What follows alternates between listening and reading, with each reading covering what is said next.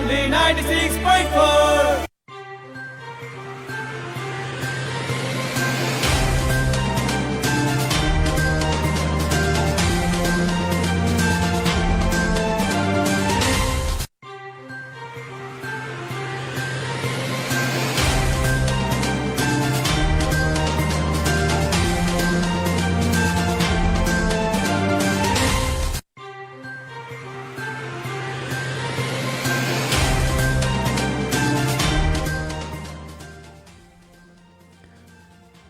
प्रणाम। कार्यक्रम स्वस्थ जिंदगी में हम प्रस्तुता अनिशकांत कुशवाहा और सारा श्रोता लोग के बहुत बहुत स्वागत करत बानी।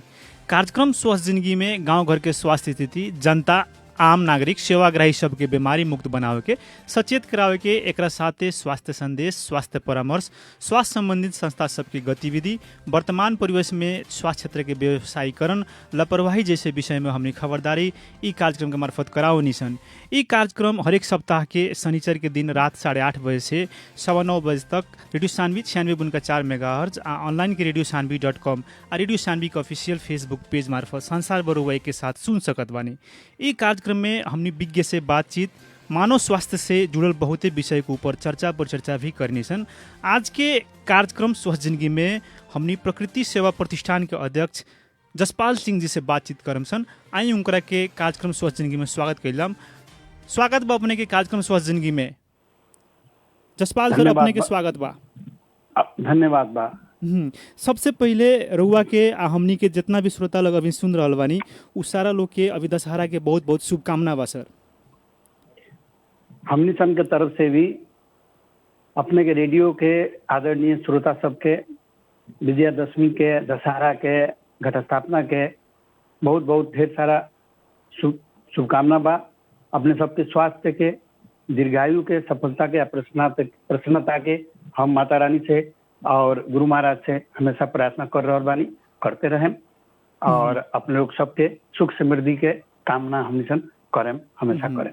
जसपाल सर, जैसे कि अभी के महामारी के समय चल रहा बा, इस समय में आजकल के अपन अमूल्य समय कैसे बिता रहल बानी? समय तो खैर अमूल्य होखेला, समय तो अमूल्य ही रहेला, लेकिन ओकर प्रयोग के कल जाला अमूल्य हिसाब से कल जाला। चाहे ओकरा के को बड़ा लोग बात जे कहेला जे टाइम पास नहीं के होत, हमने सोचन हमने टाइम नहीं है, हमने के लगे टाइम ना होखेला। बहुत से लोग कहले टाइम पास ना होखेला, कि टाइम पास कर जाओ। मतलब वो अपन अपन अवस्था अपन सोच के ऊपर बाटे। तो उहे बा अपन जौन विषय वस्तु बाटे, अपन परिस्थिति बाटे, अपने देश के, अपने समाज के, अपने वातावरण के, अपन साथी भाई, हित भाई लोग के, गांव घर के जौन अवस्था बा ओकरा पर चिंतन मनन होला, ओकरा पर विषय पर आपस में समझदारी होला, बातचीत होला, बतकही होला। तो ओकरा से केंगे अथी करेगे हमने सन के तो ये नु सोच रहेला कि हमेशा हमने सन केंगे स्वस्थ जीवन, वातावरण, प्रकृति के हमने सन बनाई, जे हमने सन संतति स्वस्थ रहो, हमने सन के कम से कम अवस्था ठीक रहो। अपन भी अब जेंगे बाजे आस्ते आस्ते उम्र के हिसाब से आदमी के उम्र बढ़ला तो आदमी चाहे लगे हम स्वस्थ रही, हमरा कोनो सेवा लेवे के ना पड़ो, हमरा औषधि में जाए के ना पड़ो, अस्पताल जाए के ना पड़ो, सुई भोकाए के ना पड़ो। तो ओकरा खातिर वो सब के चिंतन रहेला, ओकरा पर छलफल होला आपस में, यही सब कुछ अध्ययन मनन चलेला। जसपाल सर, आज रुआ कार्यक्रम स्वस्थ जिंदगी में बानी, राउर विचार में स्वस्थ जिंदगी कथी है? बहुत अच्छा प्रश्न बा अपने के। स्वस्थ जिंदगी अपने के हाथ में बा। सबसे पहले खूब बढ़िया से साबुन पानी से हाथ अपन धोई अपने खूब बढ़िया से, ओकरा बाद में मास्क के प्रयोग अवश्य करी। जरूरी ना होखे तो झूठ मूठ के जाते चौक पर जाते वहाँ बवाए वाला काम अभी अवस्था नहीं है, और घर में रही। जब जरूरी काम होके तो निकली तो मास्क लगा के निकली, साबुन पानी से टाइम टाइम हाथ धोई, हो सके तो ग्लव्स के पंजा के प्रयोग करी, सस्ता में मिलेला। ओकरा बाद सैनिटाइज करी, तनी शारीरिक दूरी, भौतिक दूरी, जरा के सामाजिक दूरी कहल जा रहल बा, उ बना के रखी। तो पहिल का अभी के तत्काल के ई बा। ई बात आजू के ना, हाथ जो बाटे, हाथ हमेशा सफा रखे के चाहिए। ये बात शुरू से हम जानते नहीं, लेकिन हम बहुत अस्कतिया बनी सन ना करेनी। काहे कि हाथ ऐसा चीज है जरा माध्यम से हम के आँख में, नाक में, मुंह में हम चलावत रहे नहीं, ओकरा के हम गुजरात रहनी चाहिए। तो कहे के मतलब बा जे हाथ साफ रहे के चाहिए। पहले भी अवस्था रहे आदमी टाइम टाइम में बीमार पड़ जाए तो सबसे जरूरी क्या बा कि हाथ से हम काहे के हम काटा चम्मच के प्रयोग बहुत कम लोग करेला हनु, ओकरो सफाई बहुत जरूरी होला। लेकिन हम सन हाथे से खाना खाई, लेकिन वही हाथ से हम सन सब काम कैला के बाद हाथ ना धोए नहीं, हाथ धोए नहीं तो पानी से काम चलाओ, हाथ धोए नहीं सन। लेकिन साबुन से बहुत, अब यही चीज बार बार आ रहा बा, हम तो पहले से जानते नहीं। मास्क के जहाँ तक बात रहा है, जब से प्रदूषण बढ़े लागल, वातावरण के अथी हो गई, ग्लोबल वार्मिंग भइल, विश्व व्यापी रूप में जो तापक्रम बढ़े लागल, तो हम सन मास्क धुआं धुलो जेंगे अव्यवस्थित औद्योगिकरण बाटे, निर्माण बाटे, चूड़े उत्खनन बा, सारा चीज बा, धुआं धुलो बहुत होता, प्रदूषण होता, धूल होता, चारों ओर गंदगी होता, माटी माटी होता। तो उनमें पास के हम तो 20-25 से 30 साल पहले मास्क बनवा के लगा के चाहे रुमाल बांध के हम करत रही। तो स्वास्थ्य जोन बा, स्वास्थ्य जीवन के रहस्य जोन बाटे अपने पूछने तो वो अपने के हाथ में बाटे। सबसे बड़ जरूरी बाजे अपन सर सफाई पर ध्यान दी, अपन घर द्वार कल कारखाना दुकान में अपने हाथ से सर सफाई करी। कारिंदा बा, साथी बा, स्टाफ बा, काम करता, सहकर्मी बा, नहीं भी करता, आप करी, अपने खुद करी, उनमें कोनो लाज शर्म नहीं है। कोनो काम छोटा ना होला, कोनो आदमी छोटा ना होला, सोच के बड़का करे के चाहिए। अब जब सोच हमसे बड़का कर ले, हम सर सफाई से रहें तो आधा बीमारी, आधा से बेसी बीमारी तो हम यही नहीं चल जाए, भाग जाए, हम स्वस्थ रहें सन हनु। मेन का बात गंदगी में रहला से, नाली जाम कैला से, जथाभावी फोर फेंकला से, नाली में फोर फेंकला से मच्छर कीड़ा पतिंगा के मतलब कि उसे उत्पत्ति होला, तो उसे आदमी बीमार पड़ जाला। उ लोग के पता न चले जे काहे हम बीमार हो रहल बानी। तो मेन बात बा जे अगल बगल के फोर, नाली में फोर, नाली के जाम, ओकरा बाद खाना जोन बाटे ओमे गरम धिकल बढ़िया ताजा खाना खाए के चाहिए। बाजार के हर प्रति जोन ओपन जोन खुला खाना बिक्री हो रहा ओकरा के नाक प्रयोग करे के चाहिए। तेल घी देखे के चाहिए कौन प्रयोग करता, कैसन क्वालिटी करता, वो एगो तेल के कई बार प्रयोग होता। ओकरा बाद सबसे बड़ा बात अपनी कहनी जे हाथ के सफाई, जोन चीज से हाथ से हम खाते नहीं, काहे कि हम एशियन कंट्री में, एशियन देश में बानी, चाहे नेपाल में बानी सन, तो हाथे से हम बेसी प्रयोग होला खाई नहीं सन। तो वो हाथ के बहुत बड़का योगदान बा, हाथ के सफाई बहुत जरूरी बा। और अभी जो वैश्विक महामारी जो चल रहा बा 9 महीना साल भर से पूरा विश्व में, तो उकरो एगो बहुत बड़ा उद्देश्य चाहे एगो संदेश बा हाथ के अपनी खुद साफ, क्योंकि हाथ के माध्यम से काहे कि जा रहा बा। पहले भी रहे पेट उठ झरत रहे, पेट उठ में तकलीफ होते रहे, तो रीजन कारण ये रहे कि अपने हाथ से मिशन खाता नहीं, हाथ सफा नहीं के, खाना सफा नहीं के, बर्तन सफा नहीं के, धूल माटी पड़ल बा, तो उसे कंटामिनेशन संक्रमण के बहुत ज्यादा चांस रहेला। एगो सबसे बड़का बात है सोच जीवन के। दूसरा बात है वातावरण पर्यावरण हमर जननी है प्रकृति, अगर ये नहीं खे तो कुछ नहीं है। हमने सन भी प्रकृति के भीतर बानी, पूरा ब्रह्मांड प्रकृति के भीतर बा हनु। तो अब कहनी जी व्यवस्थित अव्यवस्थित औद्योगिकरण, फैक्ट्री कल कारखाना, जथाभावी घर निर्माण, माटी कहीं हिले नहीं खे, खेत कहीं हिले नहीं खे, हरियाली कहीं हिले नहीं खे, गाछी कहीं हिले नहीं खे, रुख कहीं हिले नहीं खे, तो आखिर ये सब ऑक्सीजन वगैरह के जोन बाटे ये सब चीज आखिर पूर्ति के नहीं हो। जोन प्रकृति हमरा बना के देले बा ओकरा से हम छेड़छाड़ करम, खिलवाड़ करम तो का होई। जसपाल सर, जैसे कि रउआ प्रकृति सेवा प्रतिष्ठान के अध्यक्ष बानी, सबसे पहले हमनी ई कार्यक्रम में जाने के चाहम सन कि जौन राउर प्रतिष्ठान बाटे एकर काम सब कथी कथी बाटे। सर काम उद्देश्य तो बहुत बा, लेकिन अब कितना कर सकतनी सन करतनी सन उ बात बाटे कि एकर काम उद्देश्य ही बाटे कि हम सन जन जन में जन जागृति, काहे कि जब तक दिमाग कचरा इस सब बात के रुकावट कहाँ बा, दिमाग में बा हनु। दिमाग जब साफ हो जाई, सचेतना आ जाई, आदमी के ज्ञान मिल जाई, तो वो सबसे बड़का चीज है। तो हमने सन के सबसे पहला काम ही ये बा कि घर घर में जाके, घर दुकान में जाके, कार्यालय में जाके, हर जगह में जाके ये बात कहे नहीं सन जो अपने के रेडियो में कुछ देर पहले हम कहनी। सर सफाई ओकरा बाद में जन जागृति के कार्यक्रम जाके आदमी के जगह वाला काम, और तो और विभिन्न स्कूल में जाके, कॉलेज में जाके क्लास लेवे के पड़ला हम स्टूडेंट विद्यार्थी लोग के हम सन बतावे नहीं वातावरण पर्यावरण कहा हो, एगो असल नागरिक के बनल जाओ, एगो आदमी के कम से कम चलने के बाद, खाए के बाद, पहने के बाद, तो सौर का होके चाहिए, के नहीं होके चाहिए, जो कहीं भी हम सन जाई तो पिटाई ना, हम सन के कलर हो को देश के, हम सन के समाज के, हम सन के मधेश के। तो वो चीज में हम सन घर बेलू में, स्कूल कॉलेज में, कैंपस में जाके हम सन जन चेतना के काम कर रहा बानी। काहे कि हम सन के एरिया में शिक्षा के लेवल बहुत कम बा, शिक्षा भी बात है किताबी शिक्षा बाटे, व्यवहारिक शिक्षा नहीं है। इस सब कारण से हम सन ये मामला में बहुत पछुआई वाली। अभी विगत 20-30 वर्ष में अपने देखी बीमारी के बहुत बड़का मतलब कारण का बा, ये सब फोर महिला आ प्लास्टिक झोला के जो प्रयोग बाटे उसे हम सन के गैस्ट्रिक हो गई, अल्सर हो गई, ओकरा बाद बांझोपन हो गई, हृदय घात हो गई, मस्तिष्क घात हो गई, गैस्ट्रिक हो गई, ओकरा बाद में अपने के शुगर हो गई। ये 8-10 गो बीमारी हम सन के नागरिकता के प्रमाण हो। अगर हम सन के लगे ये रोग नहीं के तो हम सन के नागरिकता कैंसिल हो जाए। ये बेसी ना 30-40 साल से बहुत ज्यादा एक्सेस रूप में भइल बा। काहे वातावरण के साथ हिना मीना, वातावरण के साथ खिलवाड़ कैला से, खान पीन में ध्यान ना देला से, जथाभावी के वायु प्रदूषण हो रहा बा, धुआं बा धरती के अथी में हो रहा बा, बाहर निकलत नहीं के, बाहर जाता ओजोन लेयर के जोन बा ऊपर के ओकरा के छेद कर देल बा, वहां से अल्ट्रावायलेट जोन बा विकिरण सब आवता, वो हम सन के स्किन के हम सन के करल बा। जवान लड़का बा ओकर बाल सफेद हो जाता, खान पीन ठीक नहीं है, वातावरण ठीक नहीं है, लोग यहाँ से वहाँ जाता, जवान लड़का जवान आदमी तो हाथ जाता। पहले लोग कितना दौड़त रहे, चलत रहे, खेलत रहे लोग। अब फिर दूसरा चीज बा कंप्यूटर आ गई, नेट आ गई, सब कुछ आ गई, सब लोग जोन बाटे एकदम काउच चिल्ड्रन हो गए बा, बच्चा लोग सब एकदम सोफा में बैठ के वही चीज करता, फिजिकल एक्सरसाइज नहीं है।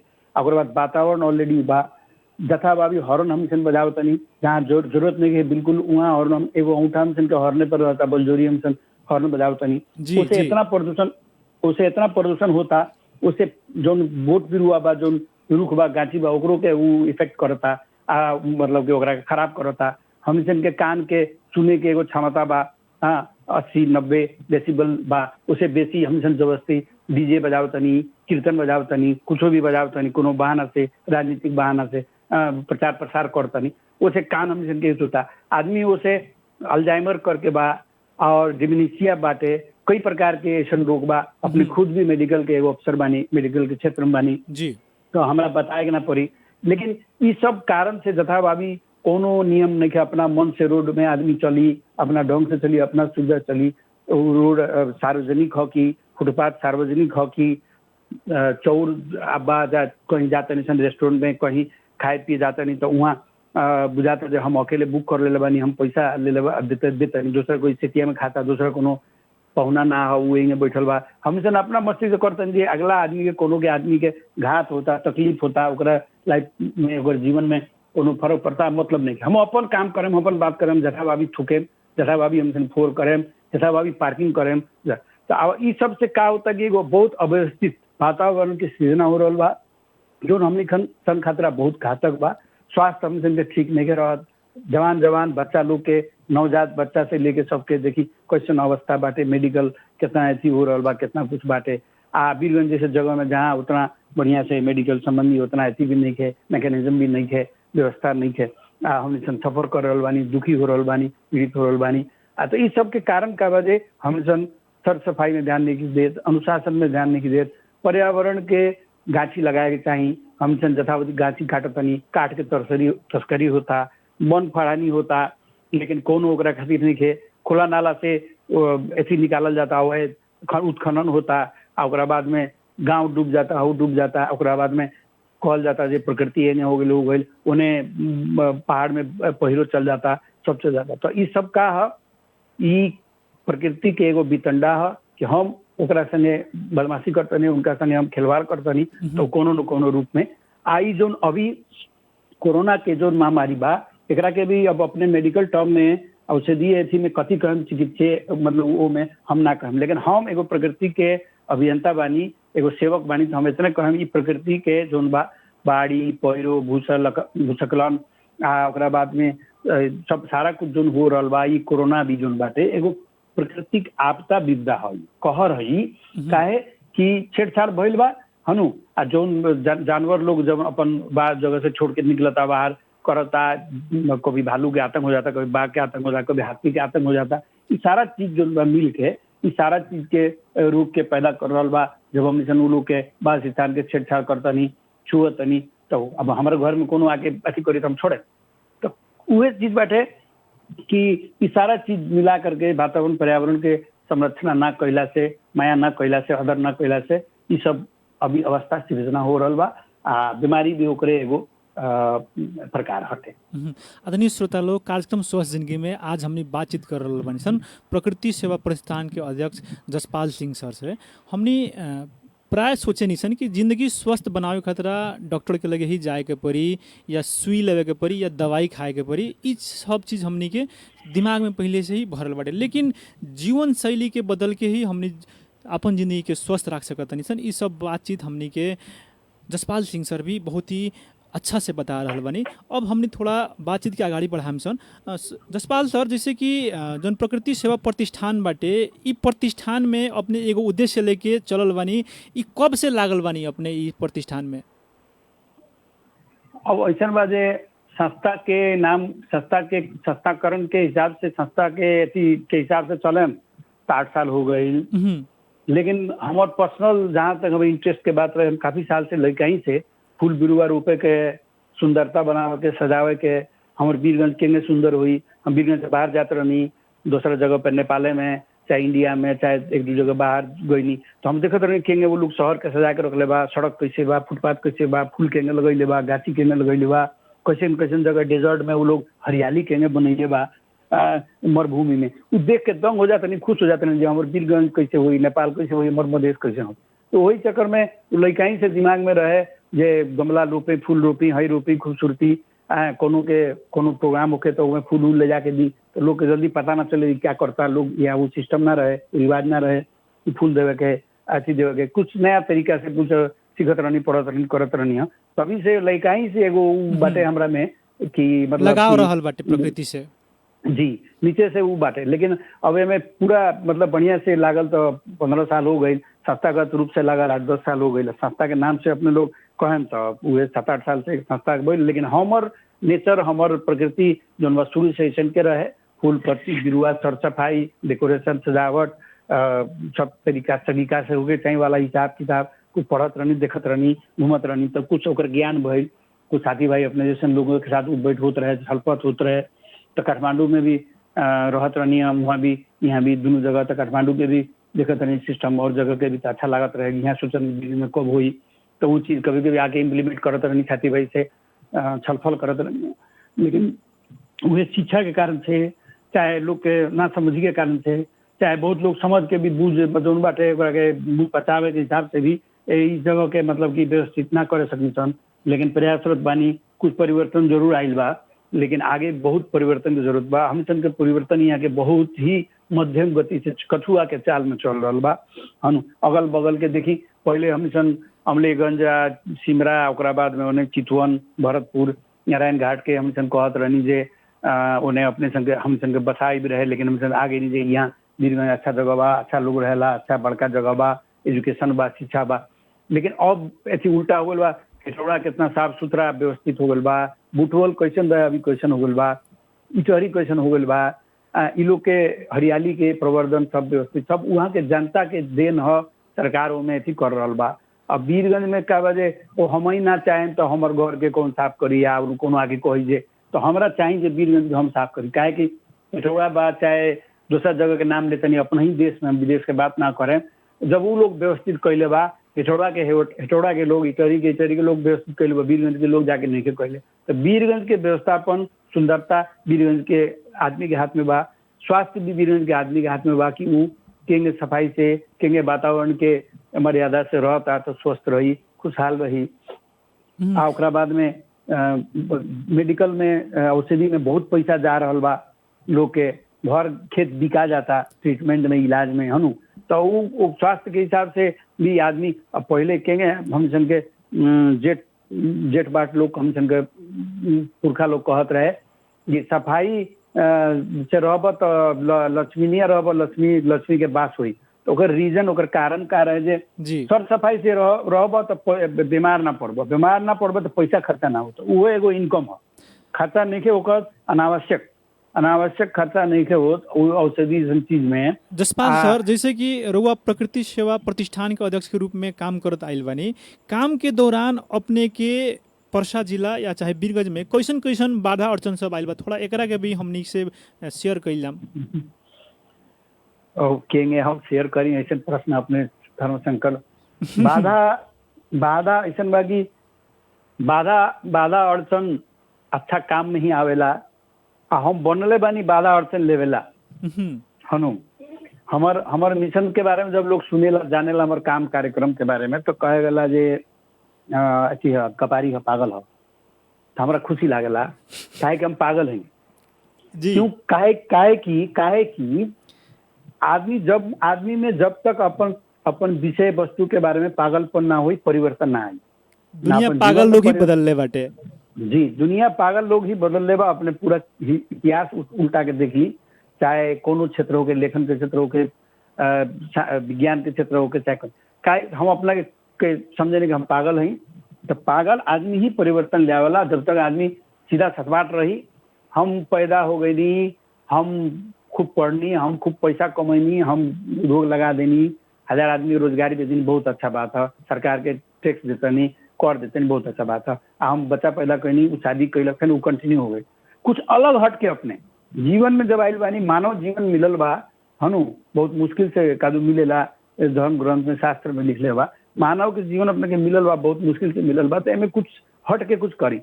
अपने के जन्म भइल, पढ़नी लिखनी, काम कैनी, खूब पैसा कमैनी, बाल बच्चा के जन्म भइल, सब कैनी, वो कंटिन्यू हो प्रोसेस।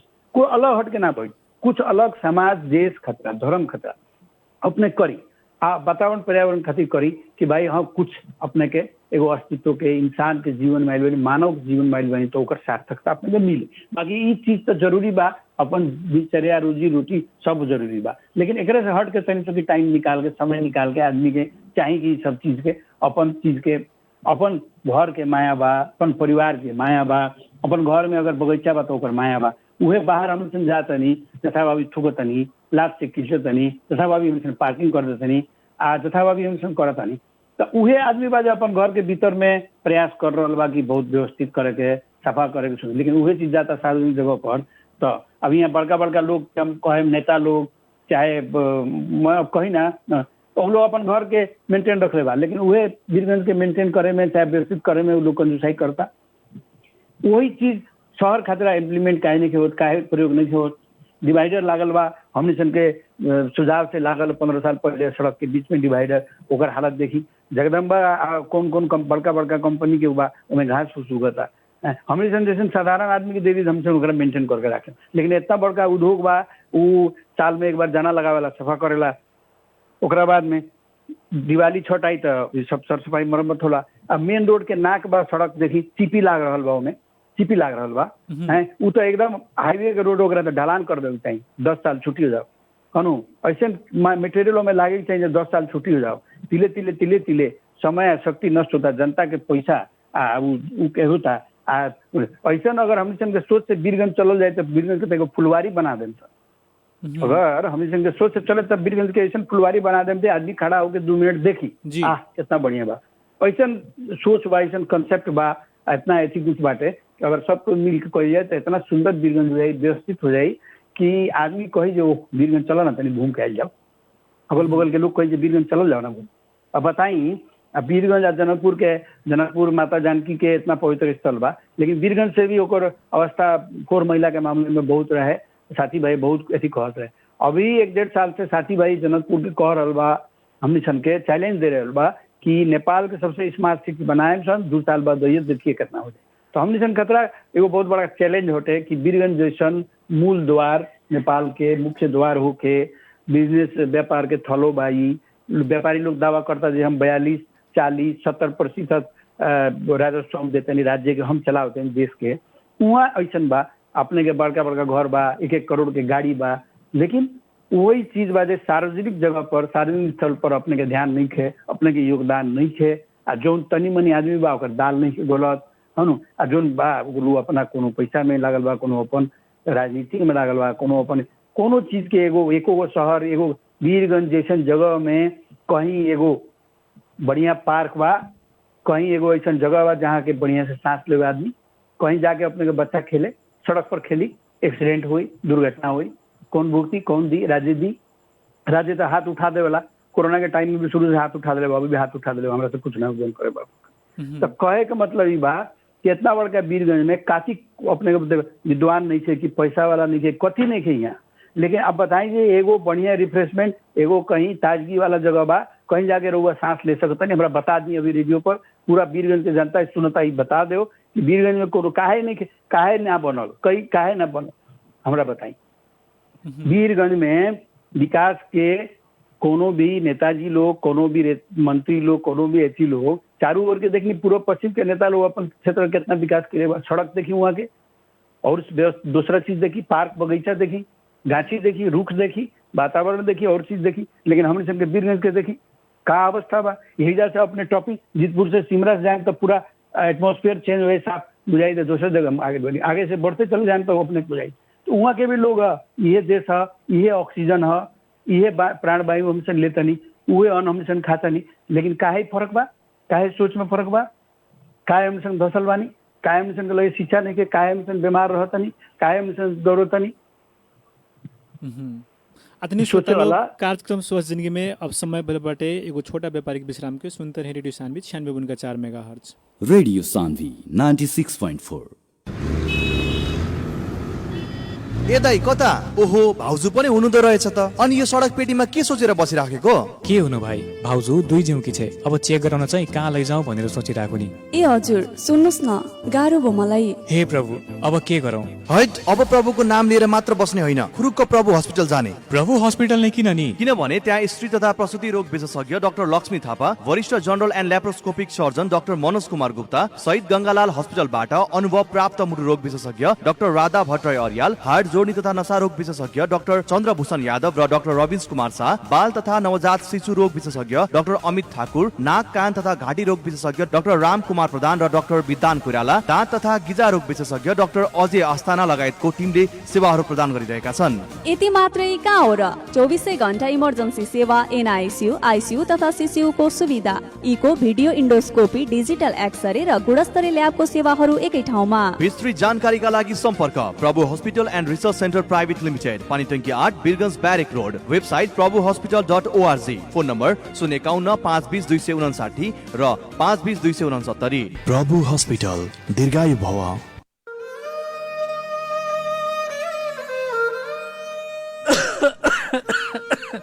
हे भगवान, दर्द से बुझाता मुड़ी फाट जाई।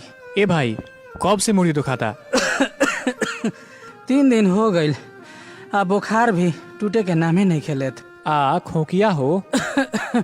खोखिया तो 3-4 दिन से बा। सुन, डेराय के कौनो बात नहीं खे। कोरोना वायरस संबंधी कौनो भी लक्षण देखला पर चाहे शंका लागला पर चिकित्सक लोग से निःशुल्क रूप में परामर्श ले सकल जाता। निःशुल्क परामर्श खातिर टोल फ्री नंबर भी बाटे। इ नंबर में फोन कैला पर एको पैसा ना लागेला। निःशुल्क परामर्श खातिर 1660 51 52 003 औरी 98 015 73 330 में फोन कैल जा सकता। एमे फोन कैला पर एको पैसा ना लागी। सानो पाइला कोविड हॉटलाइन। कोरोना वायरस के कौनो लक्षण देखला पर वा शंका लागला पर निःशुल्क रूप में फोन करी और निःशुल्क परामर्श पाई। निःशुल्क परामर्श खातिर 1660 51 52 003 और 98 015 73 330 में फोन कैल जा सकता। एमे फोन कैला पर एको पैसा ना लागी। एसई पछिको अध्ययनको लागि चिन्ता अब ढुक्क हुनुहोस्। हजुर, विगत 2 दशकदेखि गुणस्तरीय शिक्षा प्रदान गर्दै आइरहेको यस सेन्ट जेभियर्स माविले यही नयाँ शैक्षिक सत्रका लागि कक्षा 11 मा साइन्स, एग्रिकल्चर, म्यानेजमेन्ट र ल मा एडमिसनका लागि अनलाइन रेजिस्ट्रेसन फर्म खुल्ला गरेको छ। अनलाइन फर्मका लागि सेन्ट जेभियर्स सेकेन्डरी स्कुल बिरगन्जको फेसबुक पेजमा गएर अनलाइन एडमिसन फर्म भर्न सक्नुहुनेछ। Seats are limited, so hurry up. For more details please contact us. Saint Xavier's secondary school, manage by Buddha foundation, power house Birgunj, राष्ट्रिय वाणिज्य ब्याङ्कको अपोजिटमा। सम्पर्क नम्बर 051 533 007 र मोबाइल नम्बर 98 550 36 235। साथै कक्षा 12 को अनलाइन क्लास भइरहेको र कक्षा 11 को अनलाइन क्लास यही असोज 8 गतेबाट सुरु हुने जानकारी गर्दछौं। रेडियो सान्वी 96.4।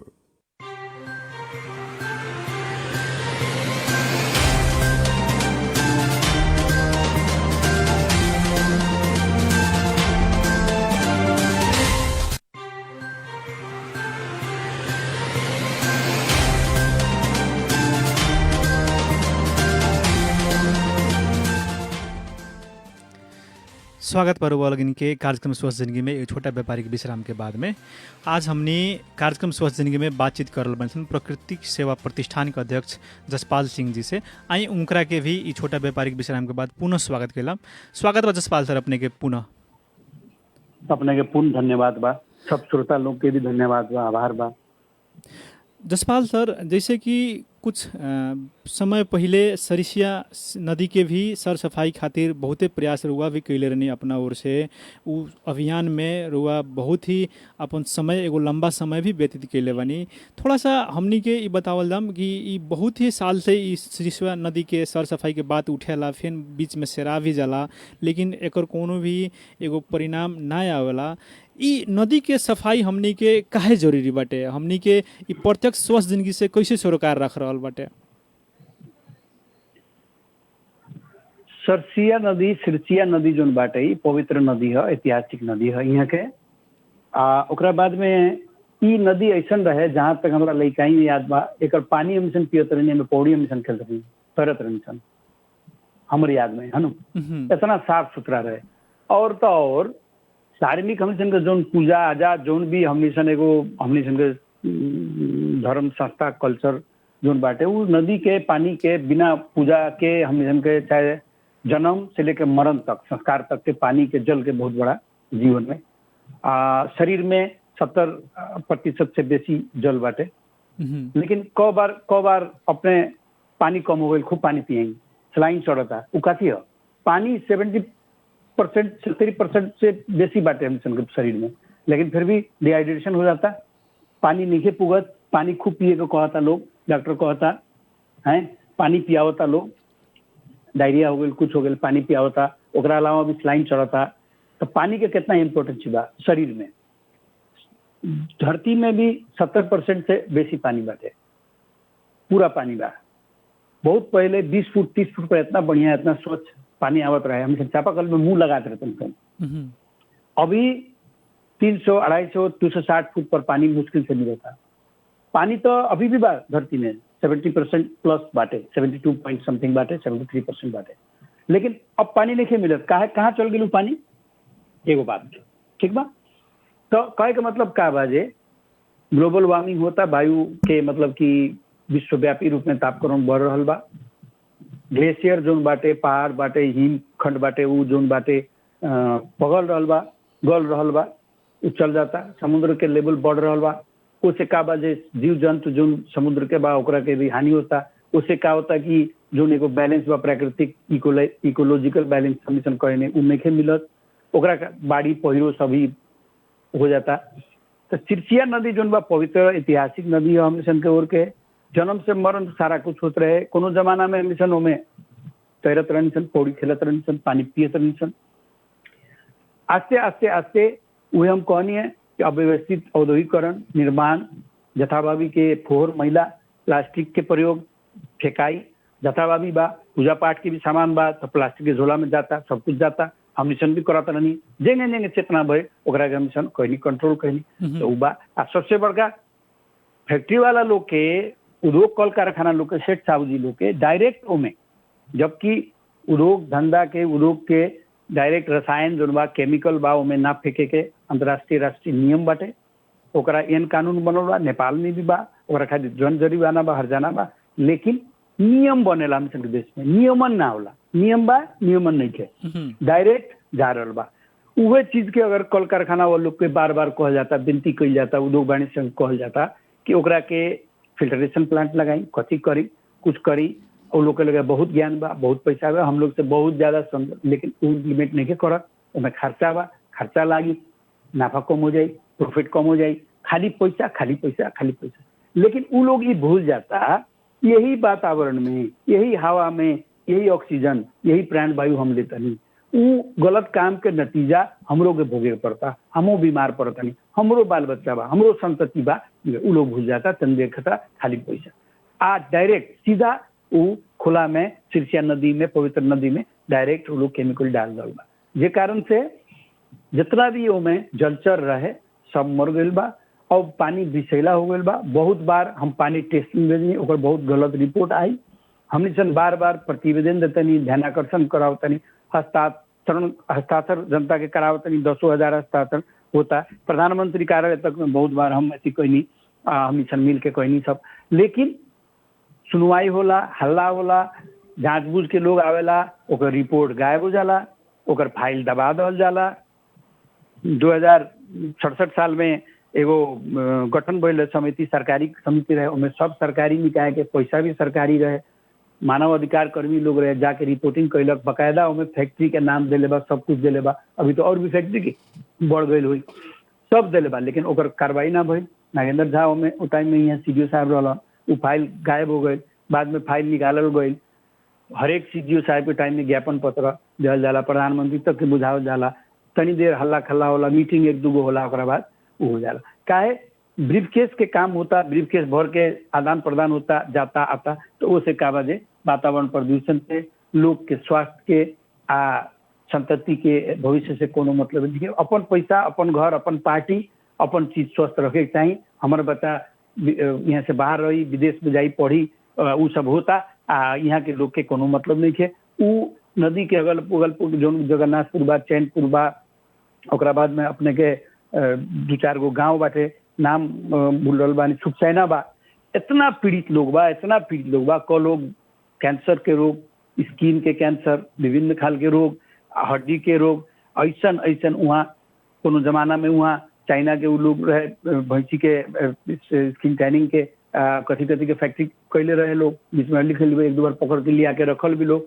फैन छोड़ दे लोग, वो सब चीज बा। तो डायरेक्ट ओकर जो सारा कचरा, सारा मैल, सारा केमिकल पानी में जा रहा बा, जिस कारण से नदी जो बा प्रदूषण हो गए, पानी विषैला हो गए, जलचर मल गए, ओमे के सारा उहे नदी रहे, उ नदी के पानी में इतना शक्ति रहे, इतना डेंसिटी रहे, घनत्व रहे कि रक्सौल में एगो फादर केस्ट्रो रहलन डंकन में, वो पानी के पट्टी से कुष्ठ रोग के इलाज करत रहन। कुष्ठ रोग वो पानी में इतना शक्ति रहे, पवित्र नदी हम समझे आस्था के नदी है हनु, तो एमे जोन बाटे इतना शक्ति रहे, इतना घनत्व रहे कि वो पानी के पट्टी से कुष्ठ रोग के इलाज करत रहन फादर केस्ट्रो।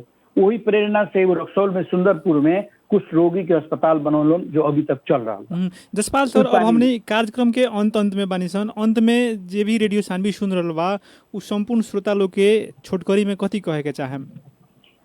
सबसे पहले तो बहुत बहुत धन्यवाद देवे के चाहेम कि हमारे वाणी के अपने के रेडियो के मार्फत से अपने के धन्यवाद देवे के चाहेम, रेडियो सानवी के धन्यवाद देवे के चाहेम, आदरणीय श्रोता सबके भी हम नमन करे के चाहेम कि हमारे विचार के सुन के ग्रहण कैलन, ओकरा बाद में अपने के रेडियो के मार्फत से जन जन में पुगल।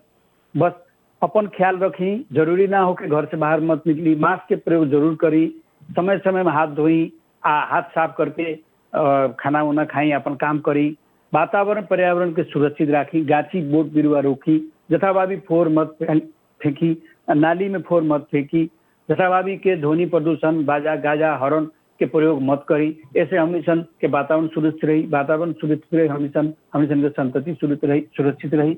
अब के दिन में हमेशन के संतति, हमेशन के बच्चा लोग पूछे वाला बा ये का कैले बानी, अपने हमेशन खातिर का छोड़ले बानी, न पानी रहल, न गाछी रहल, न ऑक्सीजन रहल, बच्चा पैदा होता, नवजात बच्चा वो बीमारी लेके पैदा होता, सांस के दम के दुनिया भर के बीमारी लेके पैदा होता। वो हमेशन से प्रश्न करे वाला बा कि अपने लोग हमरा के काफी देतनी, घर बिल्डिंग कार देतनी, पैसा देतनी, उद्योग देतनी, साथ साथ ही रोग भी देतनी, तो हम उस बिछौना पे रह के वो इतना संपत्ति के आनंद लेम, कितना अथी करेम, चाहे हमारा लगे खूब ज्ञान बा, पढ़ा लिखा देनी, हमारा देश विदेश पठा के, और बावजूद वातावरण ठीक नहीं के तो हम देश में कैसे लौटे, हमें सांस केंगे बढ़िया से ली, ये सब चीज ज्ञान विज्ञान पैसा हमारा का हो, अपने काती कैले बानी हमारे साथ, ये हमें के बच्चा संतति पूछे वाला बा। तो वो जवाब खतरा अपने तैयार रही, ना तो अपने में सुधार करी, अपन जीवन शैली के, अपन जीवन के करी, स्वस्थ रही, सुखी रही, अपने सबके दशहरा के, विजयादशमी के बहुत बहुत शुभकामना बा, माता रानी के कृपा से, जिनको कोरोना के कहर बा और भी रोग व्याध बा सब जाए, ओकरा खातिर हमनिशन के भी प्रयास कईल जरूरी बा। हमनिशन के स्वास्थ्य हमनिशन के हाथ में बा, हमनिशन अपने स्वास्थ्य के खुद ख्याल करी, वातावरण के बचाई, ये सब हम कह के अपने के बहुत बहुत धन्यवाद दें। अपने के radio team, unit, crew member सबके हम बहुत बहुत धन्यवाद, आभार दें। आदरणीय श्रोता जी जसपाल सर, आज के कार्यक्रम में हमनी से जुड़नी, अपन महत्वपूर्ण समय आ महत्वपूर्ण विचार देनी, 1 लाख रुपया के बहुत बहुत धन्यवाद। अपने सबके भी बहुत बहुत धन्यवाद। बहुत बहुत शुभकामना। आदरणीय श्रोता लोग, आज के कार्यक्रम में हमने स्वस्थ जिंदगी में प्रकृति सेवा प्रतिष्ठान के अध्यक्ष जसपाल सिंह जी से बातचीत करनी है। हमने की कार्यक्रम क्वेश्चन का लागल अपने के प्रतिक्रिया देवे के ना भूलें। आज के कार्यक्रम में हमने प्रविधि के सीनू जी के धन्यवाद देते हुए विदा होके सुनते रहिए रेडियो सानवी 96.4 मेगाहर्ट्ज। नमस्कार, शुभ रात्रि।